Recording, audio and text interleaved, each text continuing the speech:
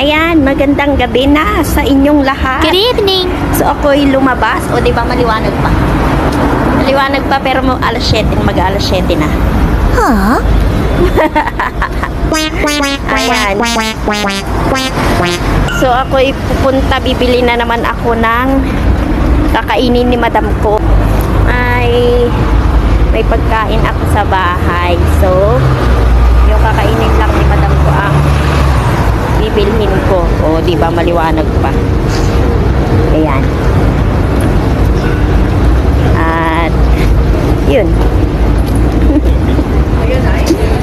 Magandang gabi sa inyong lahat. Ako'y nagagalak. O diba? Ayan. Ano ba yan? Ang kulit.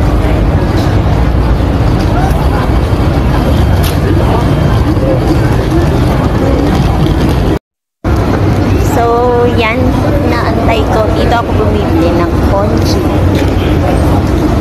Ano ba yan? Maano yung ilaw. So, yan. Dito ako bumibili ng ponchi. Yan. Ayan. So, bumili din ako ng babaunin ni madam ko bukas. Ayan. Ayan. Raisin bread. Babaunin niya bukas sa train.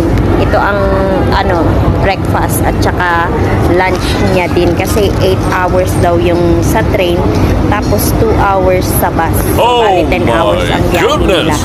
Yun, tapos babalik din sila ng linggo. Parang magtutour lang yung mga estudyante nila. Bali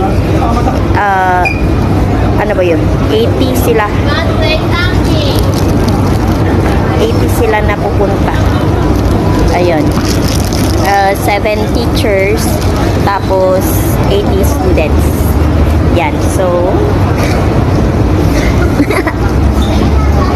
ganyan. So yan. Naantayin ko lang yung ponchi ni madam ko. Tapos uwi na ako. So yan.